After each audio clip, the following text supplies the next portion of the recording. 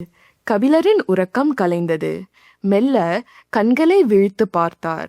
குகைக்குள் யாரும் இருப்பது போல் தெரியவில்லை. அதிகாலையிலே எழுந்து போய்விட்டனரா? மற்றவர் போயிருந்தாலும் அழைத்து செல்ல நீலன் இருப்பானே, எங்கே அவனை காணோம்? குகை முகப்பின் வழியே சூரிய ஒளி பாய்ந்து வந்து கொண்டிருந்தது. அப்போது ஓரத்தில் இருந்த பாறையின் மீது ஒருவர் உட்கார்ந்திருப்பது தெரிந்தது. கண்களை கசக்கிக் கொண்டு பார்த்தார் கபிலர். முகம் தெரியவில்லை. மக்கள் கூட்டமாக நின்று கொண்டிருப்பது அரைகுறையாக தெரிந்தது. எட்டி பார்க்கும்போது முன் நகர்ந்து வருபவரின் குரல் குகை எங்கும் ஒலித்தது. முதல் நாளே கால் தசை பிறண்டு விட்டது. நாக்கருத்தான் புற்கள் உடலெங்கும் கீறியுள்ளன. காக்கா விர்ச்சி நிலை குலைய வைத்துள்ளது. நீலன் எதிர்பாராமல் தூக்கி அடித்திருக்கிறான். இவ்வளவு தாக்குதல்களையும் வலியையும் தாங்கியபடி விடாமல் மலைகள் கடந்து வந்திருக்கிறீர்களே, இனியாவது உங்களை எனது தோளிலே தூக்கிச் செல்ல அனுமதிப்பீர்களா? திகைப்பில் இருந்து மீளாத கபிலர் நெருங்கி வரும் அந்த மாமனிதனை பார்த்து கேட்டார், தாங்கள் யார்? வேலூர் குல தலைவன், பரம்பு மக்களின் பாதுகாவலன் வேல்பாரி.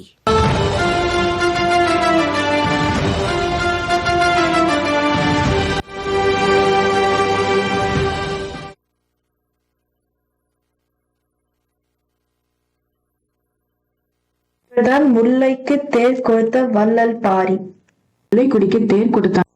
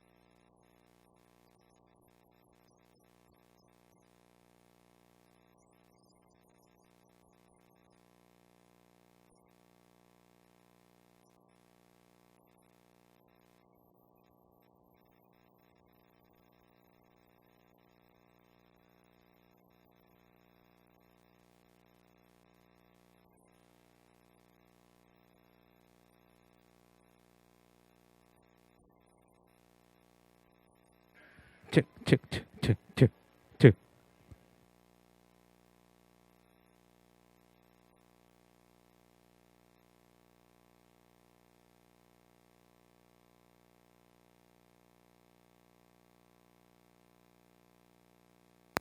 முல்லைக்கு தேர் கொடுத்த வள்ளல் பாரி. அப்படியா? பாரி முல்லை குடிக்க தேர் கொடுத்தான்னு சொல்றாங்களே, அது என்ன கதை? இது கதை அல்ல, நிஜம். வாங்க அந்த சம்பவம் எப்படி நடந்ததுன்னு பார்க்கலாம். நீ இந்த காட்டில் எத்தனையோ அதிசயங்களை பார்த்திருப்பாய். இன்னைக்கு நான் ஒரு புது அதிசயத்தை காட்டுகிறேன். அப்படி என்ன எனக்கு தெரியாத அதிசயம் இந்த காட்டில் இருக்கு? கொஞ்சம் பொறு. இதை பகலில் பார்க்க முடியாது, இரவில் தான் நன்றாக தெரியும். அதோ அந்த மலை தெரியுதா? அங்க இருந்த பார்த்தா என்ன தெரியும்? நீ இரவில் ஒளிரும் மரம் பார்த்திருக்கியா? என்னது? இரவில் ஒளிருமா? ஆமாம், பகல் முழுதும் சூரியனிடம் இருந்து ஒளியை வாங்கி அதை இரவில் உமிழும். இந்த அதிசய மரத்தின் பெயர் ராவெரி மரம். கேட்கவே அதிசயமா இருக்கே. ஒரு பெரிய அதிசயம். அதை அழிக்காமல் பாதுகாப்பது தான் நம் கடமை. ரொம்ப சரி. ஆனா இப்ப மழை பெய்யற மாதிரி இருக்கு. மேகம் வேற இருட்டிக்கிட்டு வருது. கொஞ்சம் கவனமா போலாம்.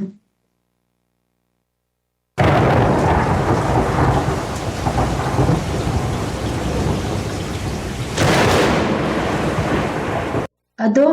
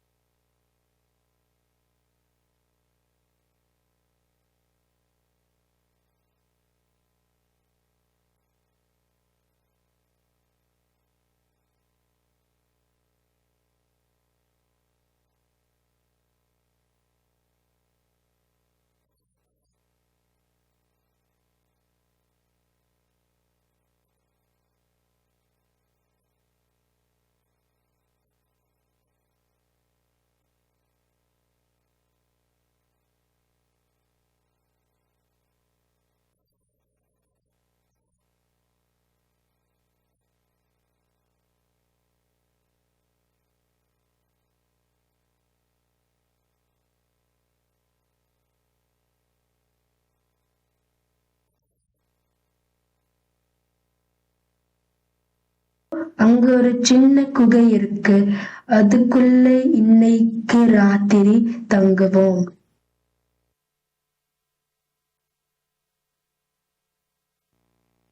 அப்பாடா, ஒரு வழியா மழை நின்னுடுச்சு. வாங்க நம்ம தேர் கிட்ட போகலாம்.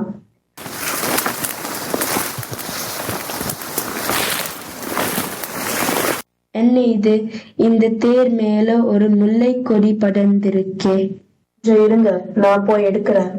இது ரொம்ப பிஞ்சு குழியா இருக்கு. வேகமா எடுத்து பிஞ்சிடும். சரி, கவனமா வேலை செய்யலாம். நாம இவ்வளவு நேரம் இயற்கையை பாதுகாக்கிறது பத்தி பேசிட்டு இப்ப ஒரு முல்லை கொடிய அழிக்க கூடாது. இந்த கொடி தேர் முழுக்க நல்லா படர்ந்திருக்கே. இது அழுக்காம எப்படி எடுக்கிறது?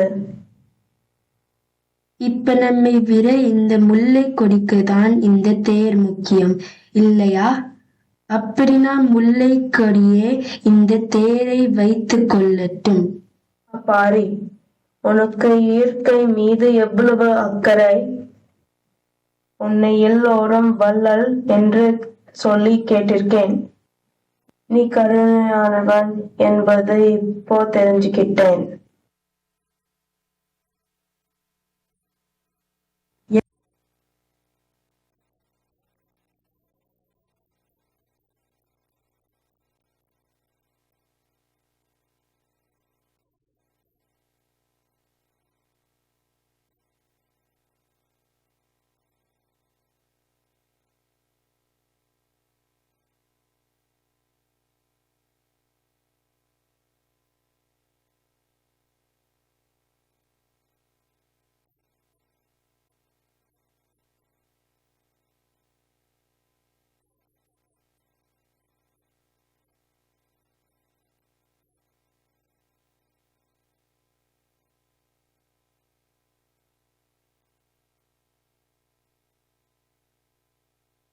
என்ன கபிலரே, இப்ப புரியுதா எல்லாரும் ஏன் நீங்க பாரிய கருணை மிக்கவன், கொடை வள்ளல் என்று சொல்றாங்கன்னு?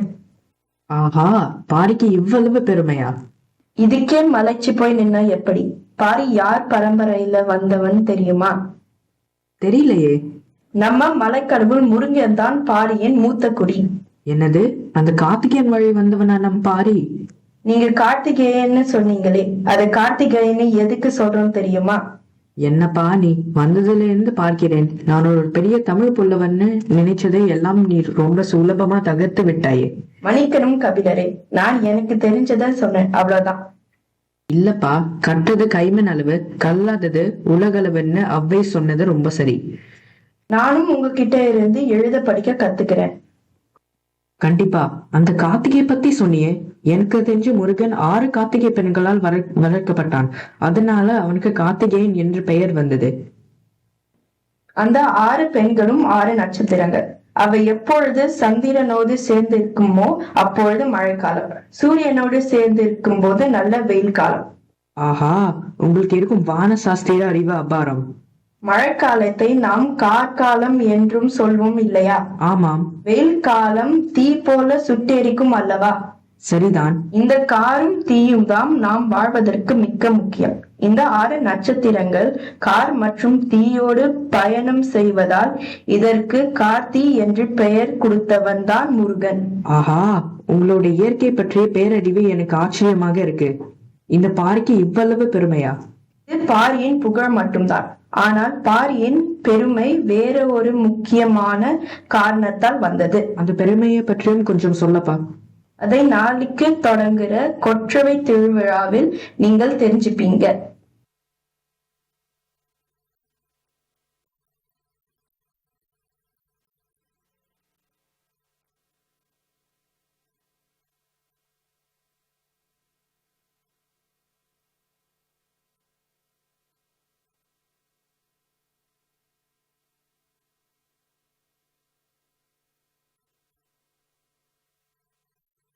கொற்றவை திருவிழா இது ஒரு கொண்டாட்டம் அல்ல, அழிக்கப்பட்ட பழங்குடி மக்களின் வலியை சொல்லும் ஒரு பெருங்கதை. மூவேந்தர்களால் அழிக்கப்பட்ட 16 குலங்களின் மிச்சங்கள் இப்போது பரம்பு நாட்டில் வசிக்கின்றன.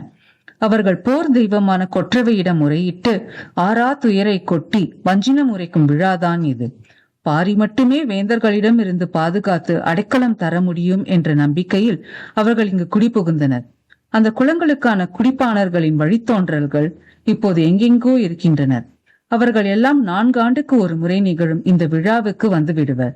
அழிந்த குலத்தின் வரலாற்றை அந்த பாணர்கள் பாட, இறுதியில் குலத்தின் வழித்தோன்றல்கள் கொற்றவைக்கு பலியிட்டு சூளுரைப்பார்கள். வாருங்கள் பார்ப்போம், மூவேந்தர்கள் எப்படி மலைக்குடிகளை அழித்தார்கள், அவர்களை கருணை மிக்க பாரி எப்படி போற்றி பாதுகாக்கிறான் என்று.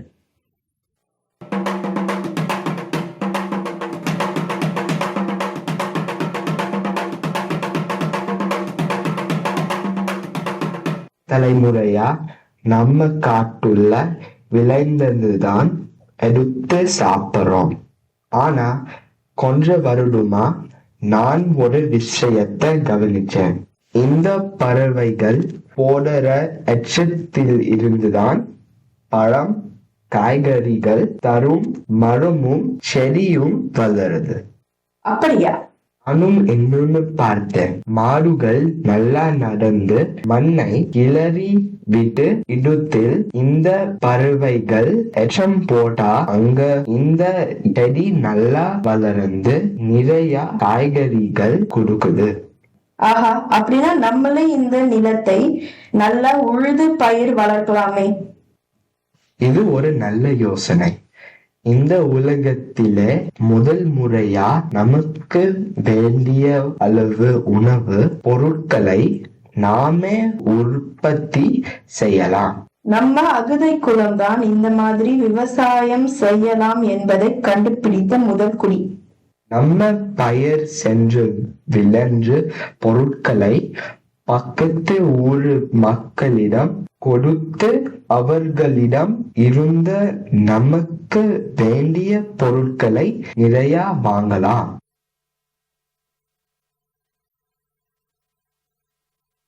மதுரை கூடல் நகரின் அகுதை குலம்தான் முதலில் விவசாயம் செய்து பொருள் ஈட்டலாம் என்பதை கண்டு கொண்டது.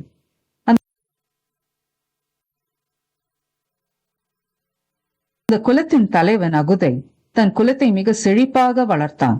அவர்களிடம் இருந்த நெற்களஞ்சியங்கள் பல 1000 பேருக்கு போதுமானதாக இருந்தது. இது கொற்கை பாண்டியன் மன்னனுக்கு தெரிந்த போது அவனால் அதை பொறுக்க முடியவில்லை. வாருங்கள், கொற்கை பாண்டியன் என்ன செய்தான் என்று பார்ப்போம். எப்படி இருக்கிறீர்கள்? உங்கள் தயவால் நன்றாக இருக்கிறோம் மன்னா. நீங்கள் தான் ஒவ்வொரு ஊராக பாட்டு பாடி பரிசுகள் வாங்குவீர்களே, இப்ப எந்த ஊர்லேருந்து வரீர்கள்? நாங்க இப்ப அகுதை குலம் செழிப்பாக இருக்கும் கூடல் நகராகிய மதுரையில் இருந்து வருகிறோம் அண்ணா. மதுரையா? நானும் சில காலமாகவே அதை பற்றி கேள்விப்பட்டு கொண்டிருக்கிறேன். அங்கே என்ன சிறப்பு?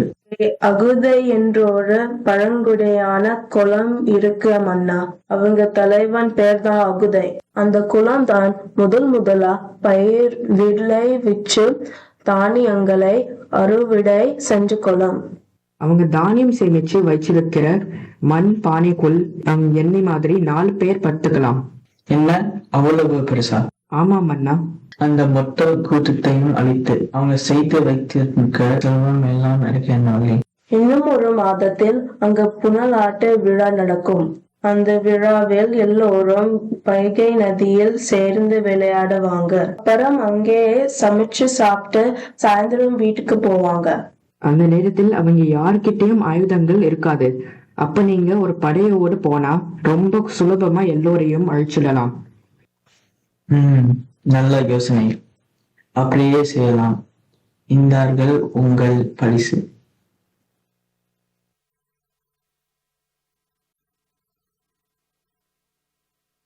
எல்லாரும் வந்தாச்சு.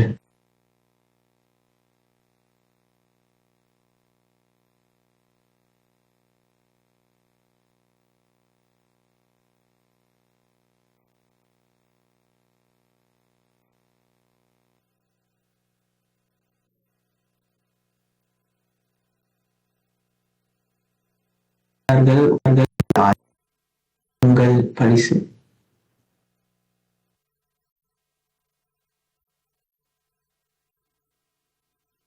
எல்லாரும் வந்தாச்சு. வாங்க, வைகை ஆற்றில இறங்கி நல்லா சந்தோஷமா விளையாடலாம். வைகை ஆற்றில இறங்கு.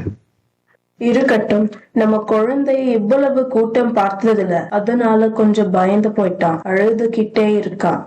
குழந்தைய உன் தோழி கிட்ட கொடுத்து கொஞ்ச நேரம் படத்துக்கு சொல்லு. இவனை சமாதானப்படுத்திட்டு வர. சரி, சீக்கிரம் வா. வீரர்களே, இங்க இருக்கும் எல்லோரையும் வெட்டி சாய்கள்.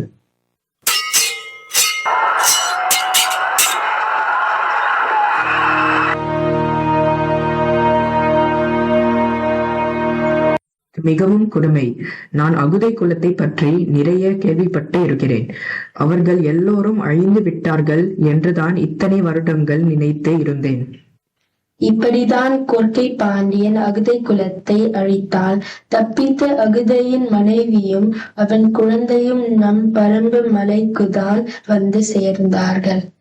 இதை பார்க்கவே மனசு பதறுது.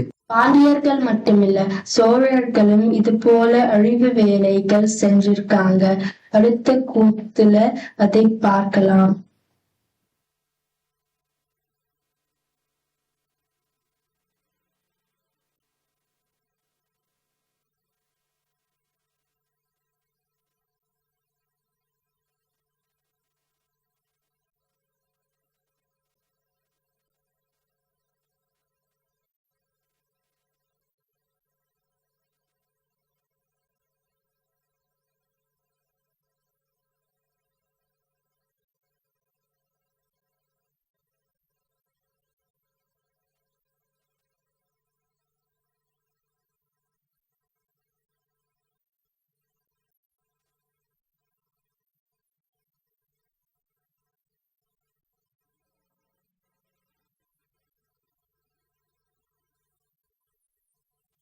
பரம்பு மக்களின் ஒரு பிரிவினர் கோலநாடு என்ற ஒரு புதிய நிலத்தில் கால்நடைகளை மேய்த்து மிகவும் செழிப்பாக வாழ்ந்து வந்தார்கள்.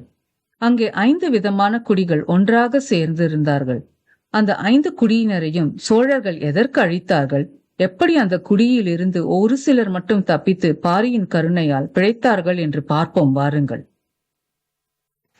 நம் குழுக்கள மொத்தம் 5 விதமான கொடிகள் இருக்கும். நம்ம எல்லாரும் நிறைய மாடுகள் வச்சிருப்போம்.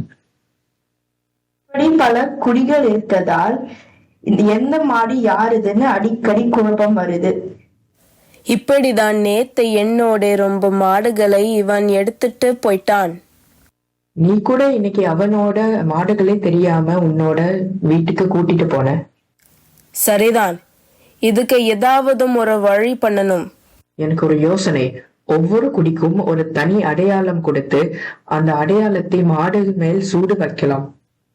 என்னது, சூடு வைக்கிறதா? அது ரொம்ப தப்பு. நம்ம யாரையும் கஷ்டப்படுத்த கூடாது. உனக்கு சூடு வச்சா நீ சும்மா இருப்பியா?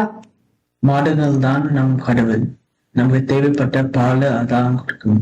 அதுல இருந்து கிடைக்கும் வெண்ணெய், நெய், மோர் எல்லாம் வித்து நல்லா வாழ மாடுகள் தான் காரணம். சரிதான். அப்ப எப்படி நம்ம ஒவ்வொரு குடைக்கும் ஒரு அடையாள வைக்கிறது? அதற்கு ஒரு வழி இருக்கு. நம் இருக்கிற மலை பக்கத்துல நிறைய வண்ண கற்களை நான் பார்த்திருக்கேன். ஒவ்வொரு கல்லும் ஒவ்வொரு நிறத்தில் மின்னும். ஆமா, நானும் பார்த்திருக்கேன். அதுல இருந்து ஒவ்வொரு குடிக்கும் ஒரு வண்ணக்கல்லை கொடுக்கலாம். அந்த கல்லை மாட்டோட நெத்தியில் அழகா கட்டி விடலாம். அந்த கல்லோட நிறத்தை வைத்து எந்த மாடு எந்த குடியை சேர்ந்ததுன்னு கண்டுபிடிக்கலாம்.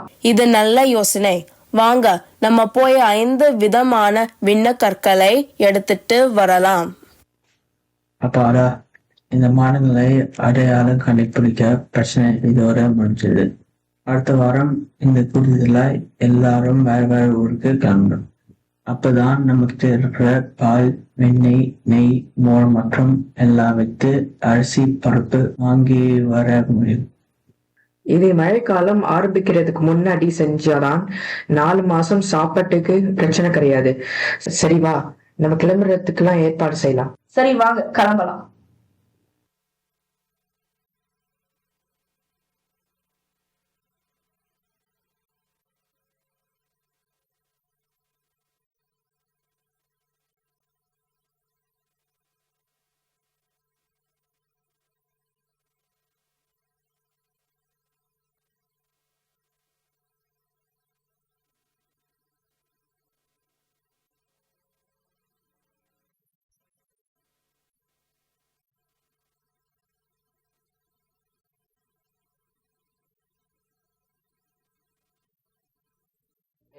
இங்க பாரு, இந்த மாடுகள் நெத்தில ஏதோ பல பலன்னு மின்னுதே. ஆமாம் கிள்ளி, நம்ம சோழ நாட்டுல இது மாதிரி நான் பார்த்ததே இல்லை. இது ஏதோ ஒரு அபூர்வ பொருளாதான் இருக்கணும். ஆமா, இது ரொம்ப அழகாகவும் புதுசாகவும் இருக்கு. இவங்களை பார்த்தா மலையடிவார மக்கள் மாதிரி இருக்காங்க. அவங்க நம்ம ஊரில் என்ன செய்யறாங்க? எனக்கு மட்டும் என்ன ஜோசியமா தெரியும்? வா, அவங்க கிட்ட கேட்போம். உங்களை நான் இந்த ஊர்ல பார்த்ததே இல்லையே, நீங்க புதுசா? ஆமாம், நம்ம செம்மல் அடிவாரத்தில் இருக்கிற கோல் நாட்டில இருந்து வரணும். கோலநாடா? அது எங்க இருக்கு? அது செம்மல அடிவாரத்தில் இருக்கு. அப்படியா? அந்த செம்மலை எங்க இருக்கு? அது கோல நாட்டுல இருக்கு. ஏய், என்ன விளையாடுறீங்களா? அது ரெண்டும் எங்க இருக்கு? ரெண்டும் பக்கத்து பக்கத்துல தான் இருக்கு. என்ன நம்மளை இப்படி போட்டு குழுப்புறாங்களே? அது இருக்கட்டும், நீங்க யாரு? அத முதல்ல சொல்லுங்க. இவர்தான் இந்த ஊர் தலைவரோட மகன். இவர் பெயர் கிள்ளி. என்னது, கிள்ளியா? அப்படி இல்லாம பேர் வைப்பாங்க? இவர் சண்டை போடும் போது எதிரிகளோட தலையை அப்படியே கிள்ளி எடுத்துருவாரு. அதனால இவருக்கு கிள்ளின்னு பெயர். நல்ல காலம். எதிரிகளோட தலையை வெட்டி எடுத்தார்னா இவர் சரியான வெட்டின்னு பெயர் வாங்கி இருப்பாரு. என்ன சொன்னீங்க? ஒண்ணும் இல்ல, நீங்க படு பயங்கரமான ஆள்னு சொன்னேன். அந்த பயம் இருக்கட்டும். இதுங்கெல்லாம் கவனிச்சியா? இந்த கூட்டம் இங்க என்ன பண்றாங்கன்னு நல்லா கவனி. சரி கிள்ளி. அதான் மாடு மேய்க்கிற கூட்டம் மாதிரிதான் இருக்கு. ஆனா அந்த மாடு நெத்தில இருக்க கல்லு ஏதோ வித்தியாசமா இருக்கு. அது என்னன்னு விசாரிக்கணும். இப்ப நம்ம ஊருக்கு ஒரு தங்க வியாபாரி வடநாட்டிலிருந்து வந்திருக்காரு. அவர்கிட்ட கேட்போம். சரி, கேட்கலாம். தங்க வியாபாரி இது அபூர்வ கல்லுன்னு சொல்லிட்டாரு. இந்த மாடு மேய்க்கிற கூட்டம் மாடு நெத்தில சும்மா கட்டி வச்சிருக்காங்க. அவங்க இருக்கிற செம்மலைக்கு போனா எவ்வளவு கல்ல கிடைக்கும். வா, அங்க போய் என்ன இருக்குன்னு தெரிஞ்சுக்கலாம்.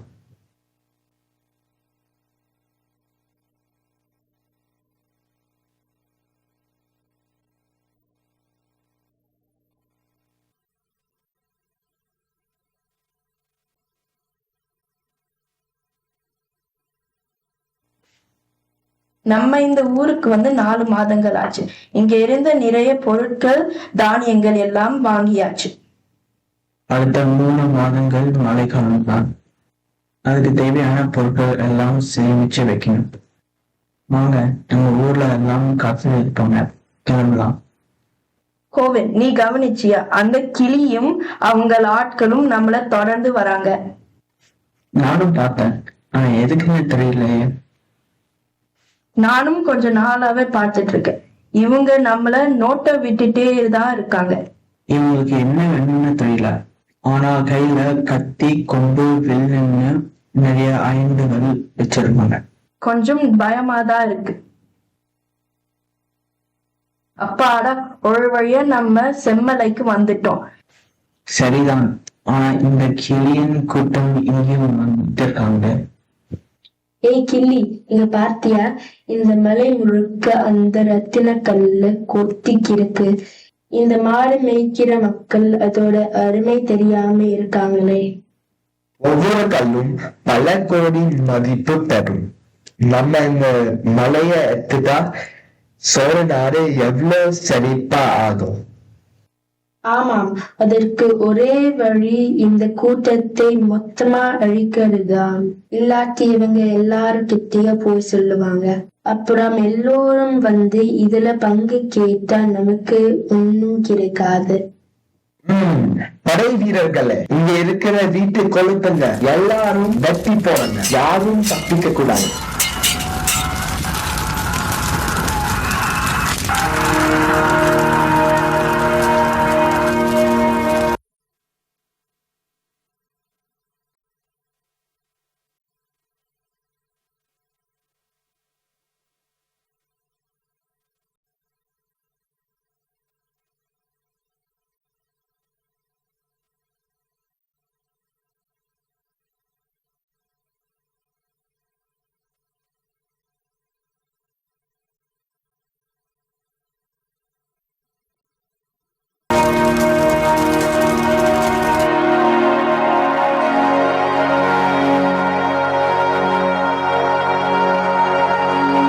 ஏற்கனவே மனசு பதறது பாரி. வெறும் மாணிக்க கற்களுக்காக ஒரு குலத்தையே அழைத்தானா இந்த சோழன்? ஆமாம் கபிலரே, அந்த அழிவில் இருந்து தப்பித்து செம்பா இங்கு வராம போய் இருந்தா நமக்கு அந்த வரலாறே தெரியாம போயிருக்கும். பாண்டியன் இப்படிவா? இந்த சோழனும் இவ்வளவு கொடுமைகள் செய்திருக்கானா? சேரன் கூட நாகர்குடி மக்களை எல்லாம் நெருப்பிலே அழிச்சிட்டான். இப்படி சேரன், சோழன் மற்றும் பாண்டிய அரசர்கள் எத்தனையோ குலங்களை அழித்தார்கள். இதுல 14 குலங்கள் மற்றும் எப்படியோ தப்பித்து இந்த பரம்பு நாட்டுக்கு வந்தாங்க. இந்த 5 போன குலங்களை எல்லாம் அரவணைத்து பாதுகாக்கிறாயே, நீதான் கருணை வள்ளல். இனி என் வாழ்நாள் முழுக்க நான் உன்னோடுதான் இருப்பேன். மூவேந்தர்கள் சேரன், சோழன், பாண்டியன், பரம்பு மன்னன் வேள்பாரியின் மேல் போர் தொடு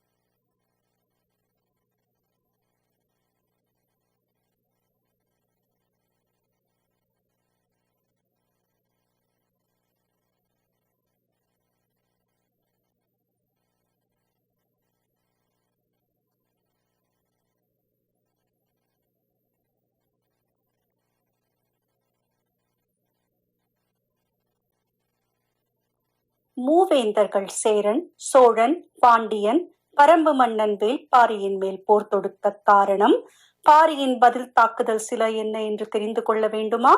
முதலில் பரம்பிற்குள் செல்வோம் வாருங்கள். பல நாட்களாக குலங்கள் செய்வித்த கொற்றவை கூத்து முடிந்த தருவாயில் கபிலர் உடல்நிலை குன்றியிருந்தார். கபிலருக்கு உதிரன் உதவியாயிருக்கிறான்.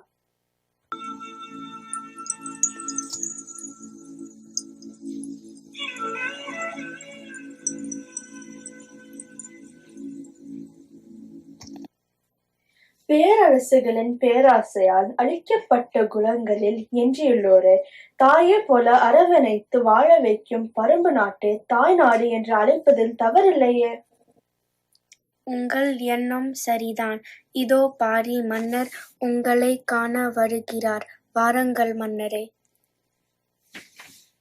உதிரா, உன்னைத்தான் தேடிக் கொண்டிருந்தேன். பேரெலியை பிடித்து அவற்றின் மெல்லிய மயிர்களை கொண்டு பஞ்சு போல் போர்வை செய். அதை என் அருமை நண்பர் கபிலருக்கு கொடு. உடல்நிலை சரியில்லை என்று வீட்டிலேயே இருப்பது எனக்கு கொஞ்சம் கூட பிடிக்கவில்லை. நானும் உங்களோடு வேட்டைக்கு வருகிறேன். நீலனுக்கு பிறகு கபிலரோட இருந்த அவரை கவனிக்க சரியான வந்தானா என்று என்னை சோதிக்க தான் இந்த வேட்டையோ?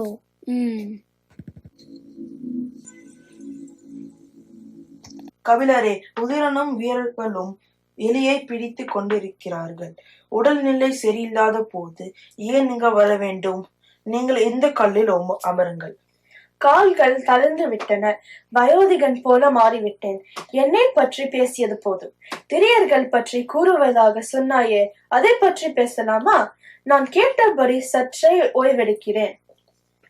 இந்த மலைத்தொடரின் மாவீரர்கள் ஆன திரையர்கள் குலம்தான் முதலில் வெற்றிலையை கண்டறிந்தது. உடல் வலிமிக்க திரையன் தனி ஒரு ஆளாக காட்டெருமையை வீழ்த்தி பின் மலை உச்சியில் உள்ள வெற்றிலையை பறித்து வந்து கொடுத்தால்தான் தான் விரும்பிய பெண்ணை மணமுடிக்க முடியும்.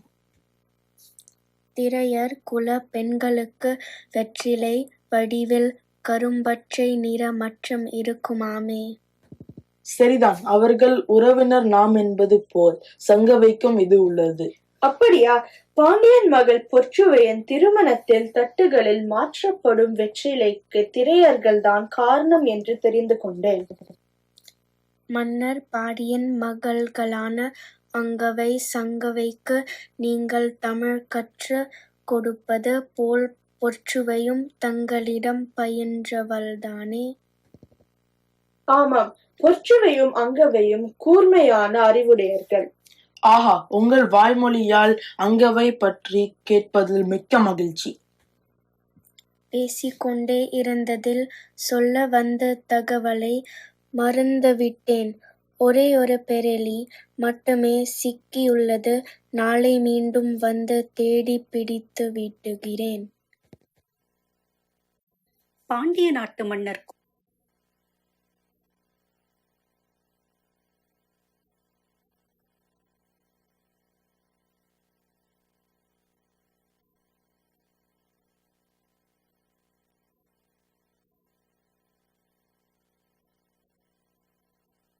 குலசேகர பாண்டியனின் மகள் பொற்சுவைக்கும் மிகப்பெரிய வாணிகனான சூழ்கடல் முதுவனின் மகனுக்கும் திருமண ஏற்பாடுகள் மதுரையில் விமர்சையாக நடைபெற்று வருகிறது.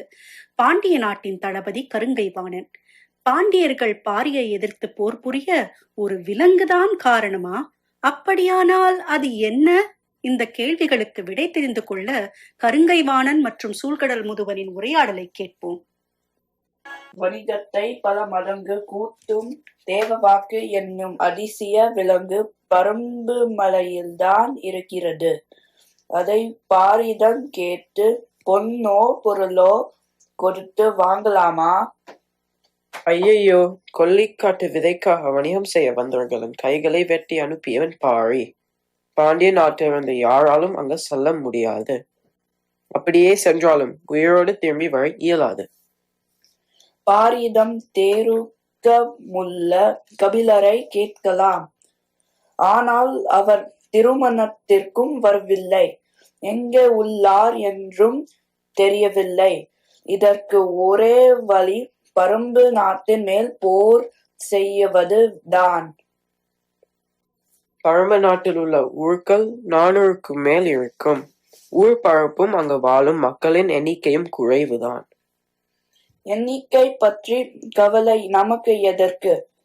யானையின் ஆவேசத்தையே அடக்கியவன் அல்லங்கீரன் அவனே போல வீரம் உள்ள பாண்டியர்களில் வலிமைக்கு ஈடாகுமா?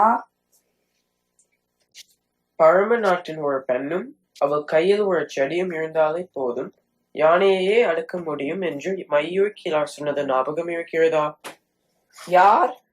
வெங்கல் நாட்டின் தலைவன் மையூர் கிழார் சொன்னதா? ஆமாம், பழம்பம் பாரியும் பற்றி நாங்க தெரிந்தவர். அதனால் அவர் சொன்ன தகவல்களையும் நாம் மனதில் வைத்துக் கொள்ள வேண்டும். சரிதான். பரம்பின் ஆற்றல் அங்குள்ள மக்கள், செடி கொடிகள், விலங்குகளை சேர்ந்தது. ஆகவே வெறும் வீரர்களோடு படையெடுத்தால் பரம்பின் செறி குன்றை கூட கடந்து செல்ல முடியாது என்றும் அவர் கூறினார். நான் வேறொரு நல்ல திட்டம் தீட்டியுள்ளேன். பாண்டியர்கள் வெற்றி பெறினால் வெகு தொலைவில் இல்லை.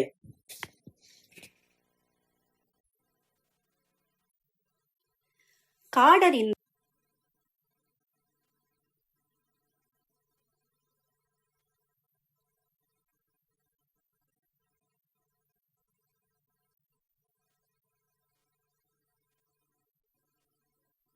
சிறந்த வலிமை மிக்க போர் வீரன், எளிதில் சிக்கா நச்சுத்தன்மை கொண்ட பகரி என்னும் பறவையை வேட்டையாடி அதன் ஈரலை தின்றவன் தேக்கன். இவனே பரம்பு நாட்டு பிள்ளைகளை காடறிய கொண்டு செல்பவன். பரம்பு மலையின் இயற்கை வளங்கள் பயன் தருவதோடு நச்சுத்தன்மையும் கொண்டவை. காடறிந்து வருபவர்களை தவிர எவராலும் இந்த காடுகளை தாண்டிச் செல்ல முடியாது. முதலில் நம் தெய்வமான கொற்றவைக்கு படையல் வைத்துவிட்டு காடேறுவோம். அங்கே முன்பின் தெரியாத பலர் ஓடுகிறார்களே, எப்படி இவர்களால் இம்மலைக்குள் இவ்வளவு தூரம் வர முடிந்தது? எதையோ குடிகளில் அடைத்து செல்கிறார்கள். அவர்களை பின்தொடர்ந்து செல்ல வேண்டும்.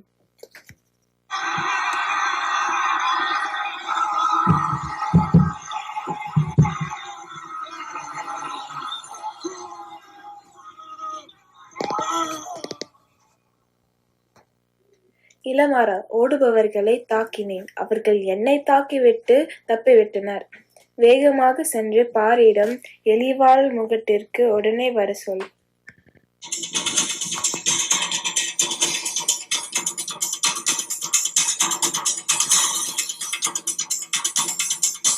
என்ன, முதல் நாள் காடேறும் பயிற்சியே தேக்கனால் முடியவில்லையா? நானும் காடேறும் ஆசானாக தான் இருந்தேன். இதோ வருகிறேன்.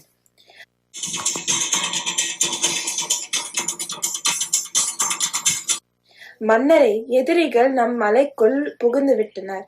இவர்கள் யார் என்று எனக்கு தெரியவில்லை. யாராக இருந்தால் என்ன, அவர்களை இப்போதே சென்று கொன்று விடுகிறேன். இந்த மண்ணை காக்கும் மன்னரே, நீங்கள் மட்டும் தனியே செல்ல வேண்டாம். இது என் காடு. மரமும் செடியும் கொடியும் விலங்குகளும் இருக்கும் இக்காட்டில் நான் எப்படி தனியாளாவேன்? மேற்கு திசை காடுகளில் பரம்பை நோக்கி படையெடுக்க வருகிறான் சேரன். இப்போது கிழக்கு நோக்கி எதிரிகள் ஊடுருவி உள்ளனர். ஏதோ கூட்டுச்சதி போல் இருக்கிறது. தேவ வாக்கு விலங்குகளை வைத்து அவர்கள் என்னத்தான் செய்ய முடியும்? அதற்காக ஏன் இப்படி உயிரையும் கொடுத்து ஓடுகிறார்கள்? தேவவாக்கு என்பது கொற்றவையின் குறி சொல்லும் குழந்தை.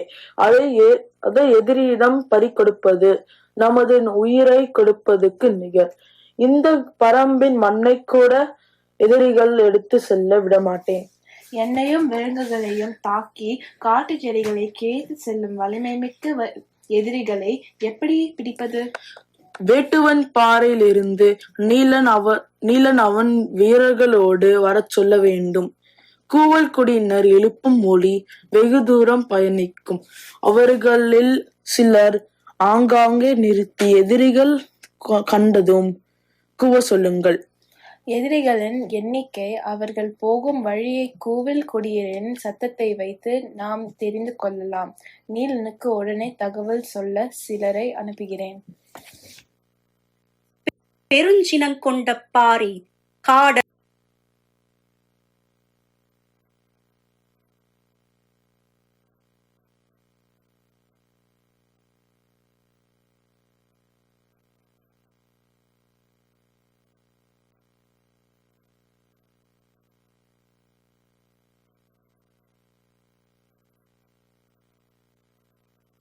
பெருஞ்சினங்கொண்ட பாரி காடதிர காற்றதிர கண்ணில் வெறிகொண்டு ஓடினான். யாராலும் வீழ்த்த முடியா மரணப் பறவையான காக்கா விருட்சியையே கொன்ற பாரி இப்படி வெறிகொண்டு ஓடினால் பகைவர்கள் கதி என்னாகும்?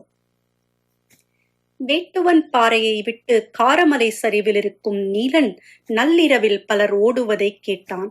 பொழுது விடிந்ததும் நடந்தது என்ன என்று தெரிந்து கொள்ள காரமலை விளிம்பிற்கு சென்றான். தேவவாக்கு விலங்கை பிடிக்க இப்படி ஓடுபவர்கள் யார் என்று நீங்கள் தெரிந்து கொள்ளும் நேரம் இதோ வந்துவிட்டது. இவ்வளவு காலடி தடங்கள் பார்த்தால் 10 பேருக்கும் மேல் இந்த வழியே ஓடியிருப்பது தெரிகிறது. தலை தெறிக்க ஓடுபவர்கள் யார்? ஏன்?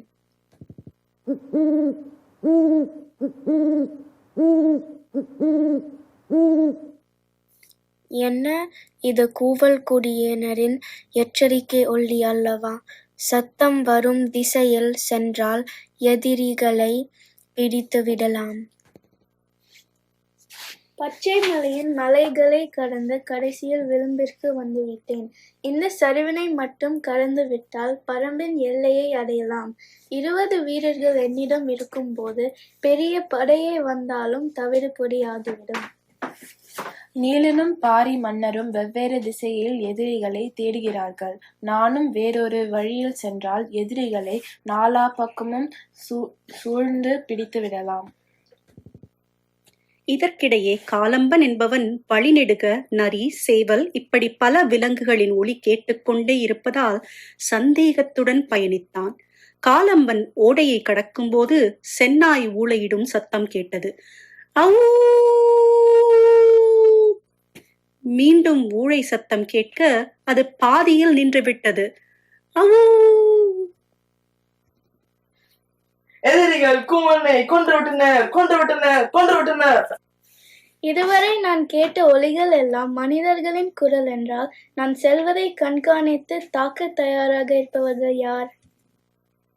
காடு தாண்டி எதிரிகள் வரும்போது சமவெளியாக இருக்கும் என்று தெரிந்து கொண்டு சிறு குன்றின் மேல் ஏறி எதிரிகளுக்காக காத்திருந்தான் பாரி. கண்ணுக்கு எதிரிகள் தெரிந்தவுடன் பாரி மற்றும் அவன் வீரர்களிடமிருந்து அம்புகள் பாய்ந்து அவர்களை தாக்கியது. சாய்ந்தவர்களின் கூடைகளை அப்படியே விட்டுவிட்டு வேகமாக ஓடுங்கள். தாக்குதலில் மிஞ்சியது 6 பேர் மட்டுமே. கூடைகளை சுமக்கும் 2வரை பாறையின் பின்னால் ஒளித்து வைத்துவிட்டு மீதமுள்ளவர்களுடன் சேர்ந்து சண்டையிட செல்கிறேன். கூவல் குடியினர் ஓசை கேட்கும் திசையில் சென்ற பாரி காலம்பனை கண்டான்.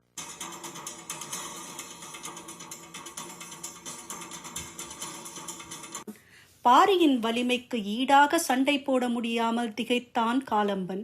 அப்பொழுது பின்னாலிருந்து கூவும் கிழவன் ஒருவன் கூக்குரலிட்டான். பாரி! பாரி என்னும் மாமனிதனிடம்தான் இவ்வளவு நேரம் மோதிக்கொண்டிருந்தேனா? எதிரிகளை சாமர்த்தியமாக வளைத்து வீழ்த்தும் திறமைசாலி, உடை தெரிய முடியா பாறை போல் வலிமை கொண்ட பாரி மன்னரே! நான் திரையர்களின் தலைவன் காலம்பன். எங்களிடம் தோற்று ஓடிய சோழனின் தளபதி திதியனோடு இணைந்து பாண்டியன் கருங்கைவாணன் என் குலத்தை சிறைப்பிடித்தான். ஐயகோ, என் முன்னோர்களின் வழி வந்தவர்களை நான் கொன்றேன். தேவவாக்கு விலங்குகளை கொண்டு வந்தால் எங்கள் குலத்தை விடுவிப்பதாகவும், இல்லை என்றால் ஆண்களை அடிமையாக்கி மற்றவர்களை கொல்வேன் என்று மிரட்டினான். நன்கு யோசித்த பிறகு விலங்குகள் தானே எடுத்து வர வேண்டும் என்று இங்கே வந்தேன். குலங்கள் காப்பவன் நான், நம் குலத்தையே வேட்டையாடி விட்டேனே. என் குலம் காக்க வல்லல் பாரியையே கொல்ல துணிந்த நான் தான் மன்னிக்க முடியாத தவறு செய்தவன். தன் மக்களை காப்பாற்றுவது தலைவனின் பணி, அதைத்தான் நீ செய்ய வந்தாய். மன்னா, முதலில் அடிபட்ட திரையர்களை நாம் கண்டறிந்த காப்பாற்ற முயற்சி செய்வோம். தூதுவையின் வழி வந்த நம் உறவுகளான திரையர்களை மீட்க வேண்டிய பொறுப்பு நமக்குள்ளது. நன்றி. என்னோடு வந்தவர்களின் உடல்நிலை சரியாகும் வரை இங்கு தங்கலாம் என்று இருக்கிறேன். மன்னா, உங்களிடமும் நீலனிடமும் திரையர்கள் மீட்பது பற்றி பேச வேண்டும். வாருங்கள், நாம் உள்ளே சென்று பேசலாம். ஒரு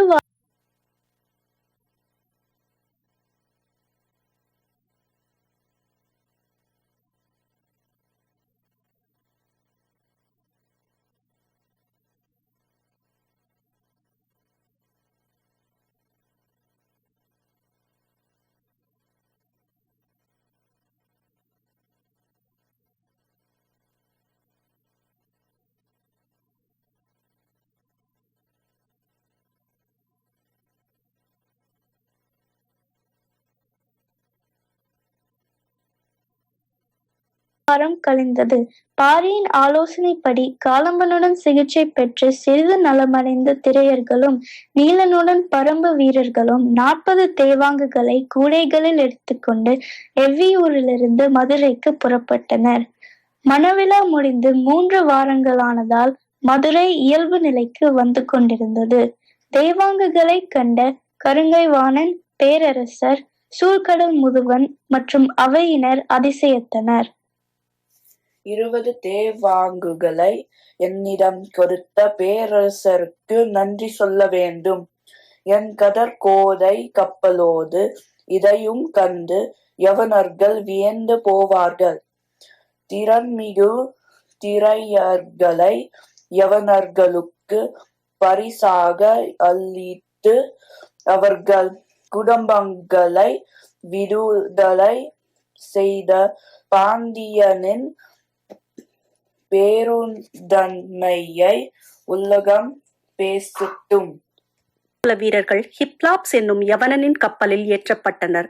கருங்கைவாணன் சொன்னது ஒன்று, இப்பொழுது நடப்பது வேறு என்று காலம்பன் அதிர்ச்சியடைந்தான். பரம்பு வீரர்கள் இருவர் தாம் கொண்டு வந்த நத்தைச்சூரி கொடியை கடித்து பற்களை கூர்மையாக்கி எலி போல கைக்கட்டைகளை கடித்து எறிந்தார்கள். மற்ற வீரர்கள் இடுப்பிலே உள்ள நாற்கொடியை எடுத்து பொறிப்பொடி தூவி விளக்குகளில் பற்ற வைத்தனர். பரம்பினரும் திரையினரும் ஒரு சேர ஆற்றில் குதித்தனர்.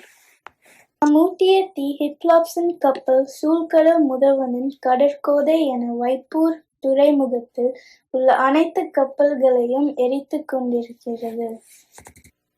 எரியும் கப்பல்களில் உள்ள அடிமைகளை தப்ப வைத்ததால் மகிழ்ச்சி அடைந்தேன். தேவாங்குகள் உள்ள 4 கூண்டுகளையும் எடுத்து வெளியே வந்துவிட்டோம். பாண்டியன் விடுவித்த என் குலத்தவரும் இப்பொழுது காடு நோக்கி சென்று கொண்டிருப்பார்கள். பாருங்கள், நாமும் உடனே பரம்பு நாட்டுக்கு திரும்புவோம். பரம்பு நாட்டிற்கு காலம்பன்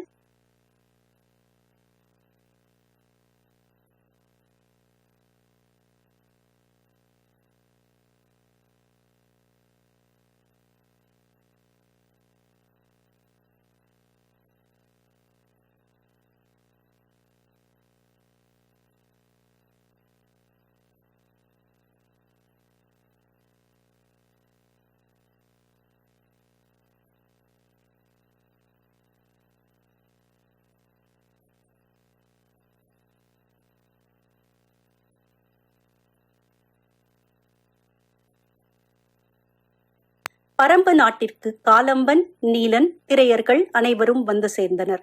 திசையெங்கும் பரம்பு மலை நோக்கி அணி அணியாய் திரண்டு வந்தார்கள் பாணர்கள். கூளங்கள் எரிவதைப் போல் கலங்கள் எரிந்தன. பாண்டியன் இனி சுடப்பட்ட மீன் என்று பாணர்களின் பாடல் வரிகள் 8 திக்கும் எதிரொலித்தன. திரையர்கொடி பரம்பு கொடி ஆனது. 16 குலங்கள் கொண்டாடும் கொற்றவை கூத்தை இனி 17 குலங்கள் சேர்ந்து கொண்டாடட்டும்.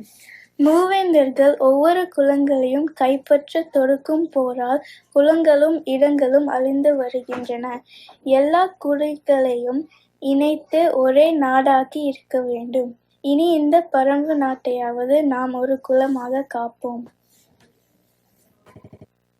நாம் அனைவரும் ஒன்று சேர்ந்து விட்டால் பேரரசுகளும் சிற்றரசுகளும் வீழ்ச்சி அடைவது நிச்சயம். பாரியின் மேல் விசுவாசம் கொண்ட நம்மை போன்ற வீரர்களின் முக்கிய பணி நம் மன்னர், நம் மண், நம் மலை மற்றும் நம் மக்களை பாதுகாப்பது ஆகும். நம் குலங்களின் வலிமையும் பெருமையும் சேரன், சோழன், பாண்டியன் என நாம் வைப்பூரில் பற்ற வைத்த தீ போல அனைவர் காதுகளையும் சென்றடையட்டும். கபிலர் பாரி நட்பு அனைவரும் அறிந்ததே.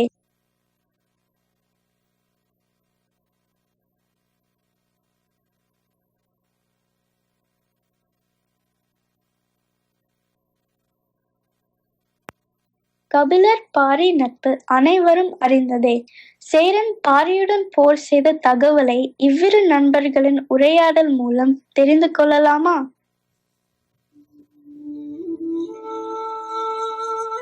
கபிலரை, இதோ உதயணன் உங்களுக்காக செய்த போர்வை, அதை நீங்கள் பொருத்தி விட்டு வாருங்கள் வேகமாக. எங்கே இவ்வளவு மகிழ்ச்சியுடன் சிறு பிள்ளை போல என்னை இழுத்து செல்கிறீர்கள்? பிறகு சொல்கிறேன். உங்கள் முகம் வாடி இருக்கிறதே, அப்படி என்ன கவலை? கூத்தி செய்யும் பாணர்கள் மத்தியில் ஒற்றர்கள் இருக்கிறார்கள். அதிகாரத்துக்கு அஞ்சி கலைஞர்கள் கூட்டி வருவதை நீ கவனிக்கவில்லையா? பரம்பு நாட்டை இவ்வழியில் இல்லாமல் எவ்வழியில் அவர்கள் வேவு பார்க்க முடியும்? அப்படியே இருந்தாலும் பாண்டியனால் எவ்வையூருக்கு வழி சொல்ல முடியவில்லையே. காலம்பன் தான் அவர்கள் முன்னோர்கள் சொன்ன வழிப்படி இங்க வந்தான். இதோ இதைத்தான் காட்ட வந்தேன். நான் இதுவரை இதை பார்த்ததில்லையே. இது என்ன? அப்படி என்ன சிறப்பு இதற்குள்ளது? இதுதான் சோமப்பூண்டு. இதை வைத்து செய்யும் சோமபானத்தை குடித்திருக்கிறீர்களா? குடித்ததில்லை. உன்னிடமிருந்து இதை வாங்க முயர்ந்த செம்மாஞ்சேரலின் தலையை வெட்டினாய் என்று பாணர்கள் பாடினர். அது உண்மையா? ஆமாம். இப்படி வந்த ஒற்றன் ஒருவனால் செம்மாஞ்சேரல் இந்த சோமபானத்தை குடித்து ருசி கண்டான். என்னிடம் வேண்டும் என்று கேட்டபோது நான் மறுக்க அவன் போர் தொடுத்தான். மொத்த குதிரைப்படையும் திரட்டி வந்தவனின் 2 பங்கு குதிரைகளை கைப்பற்றி இறுதியில் நான் அவன் தலையை வெட்டியிருந்தேன். முல்லைக்கே தேர் கொடுத்த வல்லனே வெறும் சோமப்பானம் தானே, அவனிடம் ஏன் தரவில்லை? இது இயற்கையாக பல ஆண்டுகளுக்கு ஒரு முறை மட்டுமே தானாக கண்ணில் படும் பூண்டு. நம்மால் கண்டு எடுக்க முடியாது. நான் எப்படி அதை கொடுக்க முடியும்? சேரன் அரிய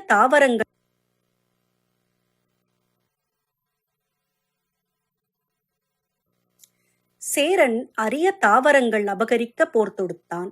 பாண்டியன் தேவாங்குகளுக்காக போர் தொடுத்தான். திரையர்களிடம் தோற்ற சோழன் பாரியுடன் போர் செய்ய முற்பட்டதையும் பார்க்கலாமா? நாடே எழிந்திருக்க இவ்வளவு மகிழ்கிறாய், பழம்பெறிந்தால் எவ்வளவு மகிழ்வாய். வாணிகனின் கப்பல் அவன் சொத்தின் மதிப்பை பார்த்து குலசேகரன் புற்றுவையை உனக்கு மனம் முடிக்குமாட்டேன் என்று சொன்னவானாயிற்று. அது இருக்கட்டும், உன்னால் பாரியை வீழ்த்த முடியுமா? நம்மையோ நம் முயற்சியையோ இன்னும் பாரி அறியவில்லை. ஏற்கனவே அவமானப்பட்டு நிற்கும் சேரனும் புதிய அவமானத்தோடு நிற்கும் பாண்டியனும் சேர்ந்து எதிர் திசைகளில் தனித்தனியே பரம்பை தாக்குவார்கள். பாரியும் இவ்விரண்டு பேரரசுகளோடு முழுமூச்சுடன் போர் புரிவான். நீ பாரியையும் அவன் தலைநகரையும் தாக்கப் போகிறாயா? நாட்டை ஆள்பவர்கள் காட்டை ஆள நினைக்கும் மூடத்தனத்தை சேரனும் பாண்டியனும் செய்யட்டும். நான் ஆள்வதற்கு பழம்பில் ஏதும் இல்லை. ஆனால் அடைவதற்கு ஒன்று இருக்கிறது. அதை அடைந்தே தீருவேன். அரிய மூலிகைகள், விலங்குகள், செடிகள், கொடிகள் என பசிக்கும், போருக்கும், உடலின் ஆற்றலை கூட்டுவதற்கும் பயன் தரும் இயற்கை வளம் நிறைந்த பரம்பு நாட்டையும் வலிமை மிக்க குலத்தோரை அடக்கி ஆண்டு அடிமைகளாக்கவும் யாராலும் வெல்ல முடியா பாரியை தோற்கடித்து அழியா புகழ் அடைவதற்கும் மூவேந்தர்கள் பாரியின் மேல் போர் தொடுத்தனர் என்று தெரிந்து கொண்டோம். பாரியின் பெருமை, சாமர்த்தியம், போர் யுக்தி இவற்றை அடுத்து நாம் பார்க்கலாம். வாருங்கள்.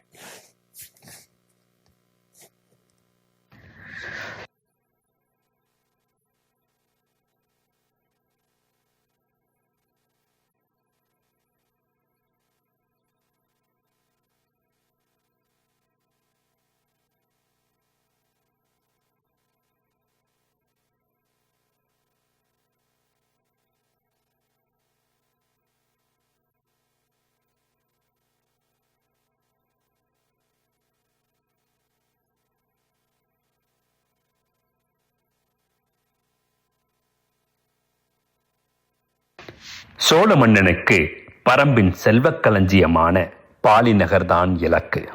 அங்கேதான் பரம்பின் அரிய வகை மாணிக்க கற்களும் வைடூரியங்களும் சேமிக்க வைக்கப்பட்டுள்ளன. அதை அடைவதற்காக பரம்பின் மீது போர் தொடுத்தான் சோழன். அந்த போருக்கு அவன் பெரும் யானை படையை அனுப்பினான். வாருங்கள், பாரி எப்படி அந்த படையெடுப்பை முறியடித்தான் என்று பார்ப்போம்.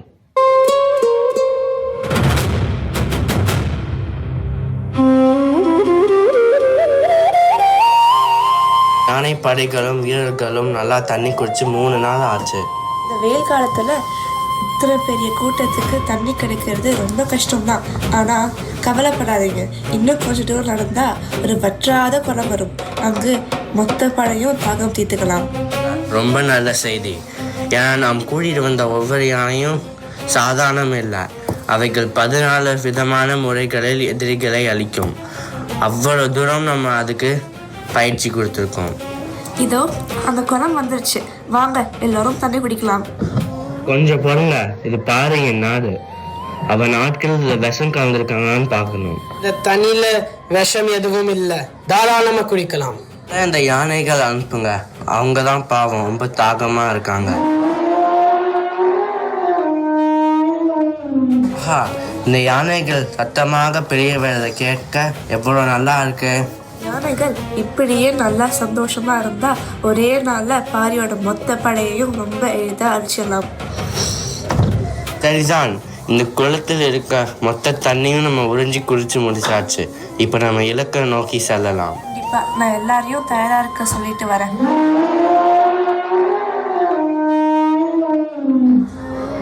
என்ன கொஞ்சம் வித்தியாசமாக யானைகள் பிழையிறது மாதிரி கேக்குதே. ஆமாம், உங்களுக்கு அப்படிதான் கேக்குதா? எனக்கு மட்டும்தான் அப்படி தோணுதுன்னு நினைச்சேன். இவங்களுக்கு என்ன ஆச்சு? யாரோ தூக்கி போட்ட மாதிரி இருக்கே. எல்லாரோட தலையும் உருளுது. சொல்ற நம் படையில இருக்க யானைகள்லாம் நம்ம வீரர்களே தும்சம் பண்ணுதுங்க. இந்த குளத்து தண்ணீர் முழுக்க சங்கு அட்டை அப்படின்னு ஒரு பூச்சி போட்டிருக்காங்க. சங்கு அட்டைகளா? அது ரொம்ப ஆபத்தாச்சே. அந்த யானையோட துதிக்கைக்குள்ள போனா சதையை பிச்சு எடுத்துடுமே. கடவுளே, இப்ப என்ன பண்றது? இந்த யானைகளால நம்ம கூட வந்த மொத்த வீரர்களும் காலி. இன்னும் கொஞ்ச நேரம் இருந்தா நம்மளுக்கும் அதே கதை தான். இந்த பாருக்கு எப்படி இத்தனை அறிவு? நம்ம அவனை பார்க்க கூட இல்லை, அவன் பக்கத்துல கூட நம்ம படைகள் போல, ஆனா மொத்தத்தையும் காலி பண்ணிட்டானே.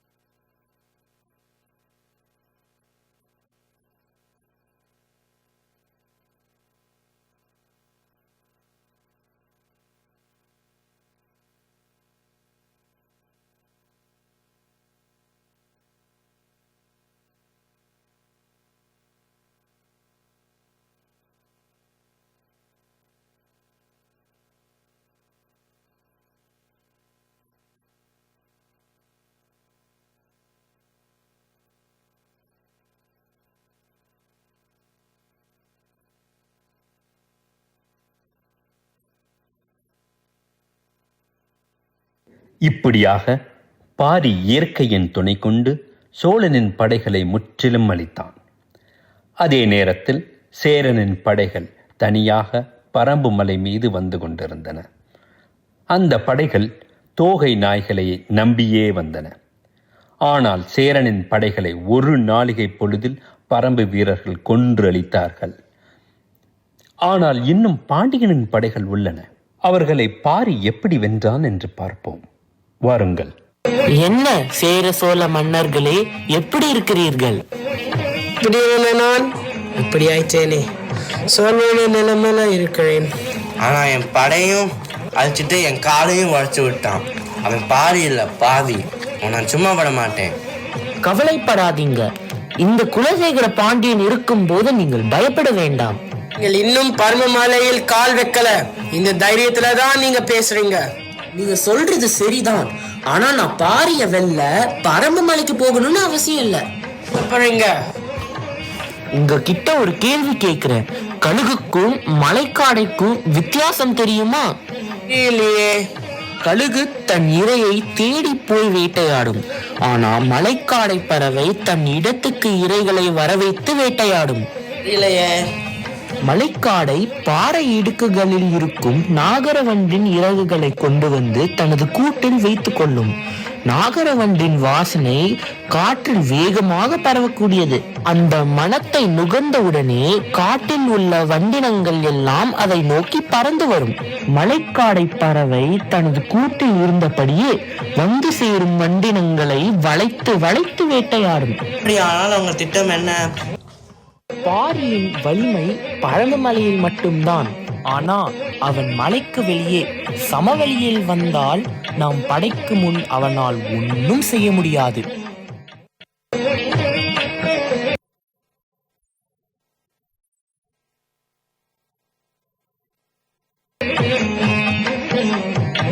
வாருங்கள் கபிலரே, பார்த்து எத்தனை நாட்கள் ஆச்சு? வணக்கம். எல்லோரையும் பார்த்து ஒரு வருஷத்துக்கு மேல இருக்கும். நான் பாரியை பார்த்ததிலிருந்து அங்கிருந்து திரும்ப மனசே இல்லை. அதெல்லாம் இருக்கட்டும். நீங்கள் கடைசியா என் பாண்டிய நாட்டுக்கு வந்தப்போ வேந்தே கான் அப்படின்னு ஒரு பாடல் பாடுனீங்களே, ஞாபகம் இருக்கா? ஏன் இல்லாம, அது எழுதியதே நான் தானே. அந்த பாடலுக்கு அர்த்தம் ஒரு அரசரின் தர்மத்தை நிலைநாட்ட தந்தத்தை பயன்படுத்துவது, பயிருக்குள் இருக்கும் கலையை அகற்றுவது போன்றது. ரொம்ப அருமையான கருத்து. ஆனா இப்போ நடக்கிறத பார்த்தா அந்த பாடலின் அர்த்தம் சரியில்லையும் தோணுது. ஏன் அப்படி சொல்றீங்க? களை எடுக்க தந்தத்தை பயன்படுத்தலாம், ஆனா இப்போ அது பயிரையே எடுக்க போகுதே, அத சொன்னேன். நீங்க இப்படி நேரடியா போர் பத்தி பேசும்போது நாங்களும் நேரடியா பேசுவோம். பரமமலையும் செல்வமும் பாறையும் அழியக்கூடாதுதான் நாங்களும் நினைக்கிறோம். நல்ல எண்ணம் தான், அதுக்கு நான் என்ன செய்யணும் சொல்றீங்க? பாரியை எங்களோட சமாதானமா போக சொல்லுங்க. போருக்கு தயாரா இருப்பவனிடம் தானே சமாதான பேச்சு பேசணும். பாரி தான் போரே வேண்டாம் என்று இருக்கிறானே, அவனை எதுக்கு சமாதானப்படுத்தணும்? கபிலரே, நீங்க ஒரு பெரும் புலவர், ஆனா பொய் சொல்றீங்களே. பாரி இத்தனை படைகளை மலை மேல் தயாராக வைத்திருக்கிறான், ஆனா போர் வேணாம்னு இருக்கான்னு பொய் சொல்றீங்களே. அவன் தன் நிலத்தை காக்க படைகளை தயாரா வச்சிருக்கான். உங்களை மாதிரி அடுத்தவங்க நிலத்தை பிடுங்க வரலையே. புலவரே, உங்க மேல நாங்க ரொம்ப மரியாதை வச்சிருக்கிறோம். ஆனா பாறையின் மேல இருக்கிற பிரியத்தால் நீங்க எங்க பலத்தை குறைச்சி எடை போடுறீங்க. நீங்க பருவமலையில இருந்து இங்க வரும்போது பார்த்திருப்பீங்க, எங்கிட்ட எத்தனை ஆயிரம் வீரர்கள், குதிரைகள், யானைகள், வேல், அம்பு, வாள் இருக்குன்னு. இதை பார்க்க நான் இவ்வளவு தூரம் வரணும்னு அவசியமே இல்லை. பரமன் உச்சியிலிருந்து பார்த்தாலே நல்லா தெரியும் உங்களுடைய படைபலன் என்ன அப்படின்னு. இது தெரிந்துமா பாரி தைரியமா இருக்கான்? பாரிக்கு எல்லாம் தெரியும், ஆனா அவன் சண்டை வேணாம் என்றுதான் இருக்கான். பின்ன இவ்வளவு படைபலத்தை பார்த்தா எந்த ஒரு மன்னனுக்கும் பயம் வந்து சண்டை வேணாம்னு தானே தோணும். அதுக்காக இல்ல, இத்தனை பேரை அனாவசியமா கொல்ல வேண்டாம் தான் பாரி நினைக்கிறான். கபிலரே, நீங்க பாரிய ரொம்ப தான் புகழ்றீங்க. இல்ல பாண்டியா, நான் உண்மைதான் உறக்க சொல்கிறேன். அது உனக்கு பொறாமையா இருக்கு. பாரியின் புகழ் பண்ணினது போதும். நாங்க பாரிடம் இருந்த இந்த பரமமலையை எடுக்கத்தான் போறோம். ஓ, உங்களுக்கு வேண்டியது இந்த பரமமலை தானே? ஆமாம். இப்போ ரொம்ப சுலபம். நீங்க ஒவ்வொருவரும் கையில ஒரு இசைக்கருவி எடுத்துக்கோங்க. 2 பெண்களை கால சலங்கை கட்டி வர சொல்லுங்க. நான் பாட்டு பாடுறேன். நாம ஒரு பாணர குழுவா பாட்டு பாடி பாரியின் முன் நிற்போம். கேட்டா இல்லைன்னு சொல்லாத பாரி உங்களுக்கு மொத்த பரமமலையும் தானமா கொடுத்து விடுவான். சம்மதமா? புலவரே, நீங்கள் வரம்பு மீறி பேசுகிறீர்கள். நீங்கள் பேசிட்டு இருக்கிறது மூவேந்தர்கள் கிட்ட, ஞாபகம் இருக்கட்டும். நீங்க போரிட நினைப்பது பாரி கிட்ட. அது உங்களுக்கு ஞாபகம் இருக்கட்டும். உங்கள் பாரி மலையிலிருந்து மட்டும் வெற்றி பெறலாம், ஆனால் அவனை கீழே இறக்கி நாங்கள் வீழ்த்தி விடுவோம். மேலிருந்து மட்டும் அல்ல, கீழையும் இறங்கி அடிப்பான் பாரி.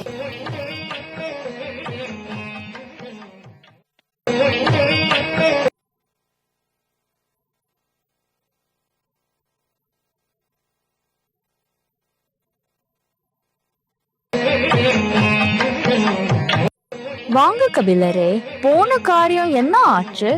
சேர சோழ பாண்டிய மன்னர்கள் என்ன செய்தி சொல்லி அனுப்பினாங்க? அவங்களுக்கு இந்த பரம்பு மலையின் செல்வம் வேணுமாம், அதுக்காக போருக்கு தயாரா இருக்கும்னு சொன்னாங்க. போரை அவங்க ஆரம்பிக்கலாம், ஆனா முடிக்க போவதே என்னவோ பாரிதான். பாவம், அவங்களுக்கு அது தெரியல. அவங்களோட ஆயுதங்கள், படைபலம் எல்லாம் எப்படி இருக்கு? நிறைய வேல், அம்பு, யானைகள், குதிரைகள் எல்லாம் வச்சிருந்தாங்க. ஆனா அதையெல்லாம் தாண்டி இன்னும் ஒண்ணு பார்த்தேன். அதுதான் எனக்கு ரொம்ப பயமா இருந்தது. என்ன அது? எரிநஞ்சு, பாம்பு விஷம், கந்தக புகை போன்ற பலவிதமான விஷங்களை சேகரிச்சு வச்சிருக்காங்க. எவ்வளவு கொடுமை! அவங்க எப்ப போரை ஆரம்பிக்க போறாங்கன்னு தெரியுமா?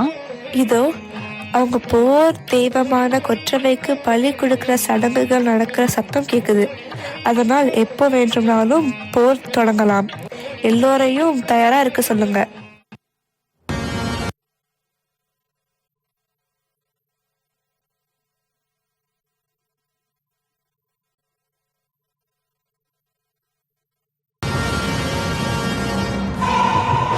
இந்த ராத்திரி நேரத்தில் நம்ம பரம்பு மலை மீது 3 படிகாரம் வராங்க. நம் வீரர்களை தயார் இருக்க சொல்லுங்க.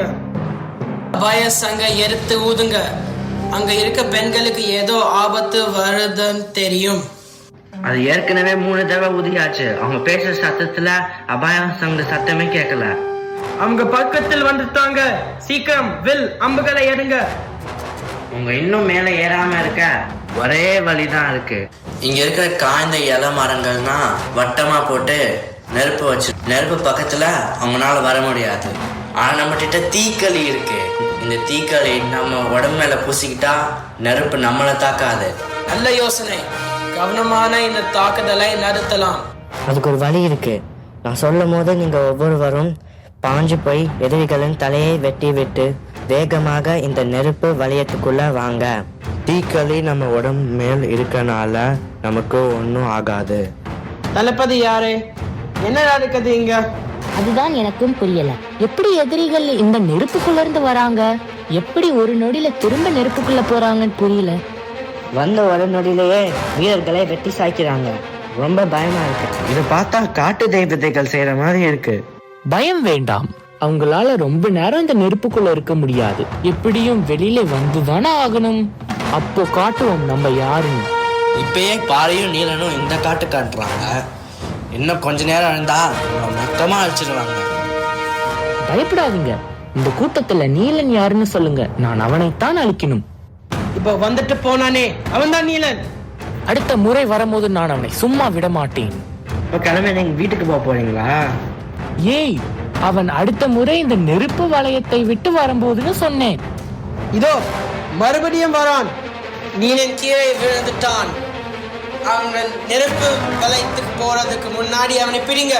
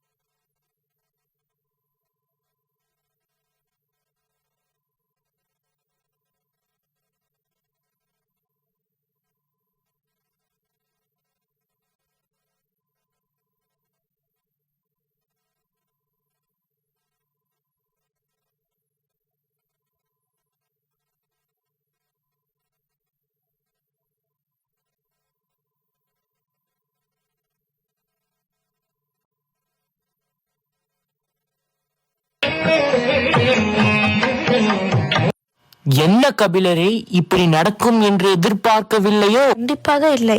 இப்படி மூவேந்தர்களும் சேர்ந்து கோழையை போல செய்வார்கள் என்று நான் எதிர்பார்க்கவே இல்லை. எது கோழை செயல்? எதிரி நாட்டின் தளபதியை அவன் இருக்க இடத்திலேயே சிறப்பிடிப்பது கோழை செயலா என்ன?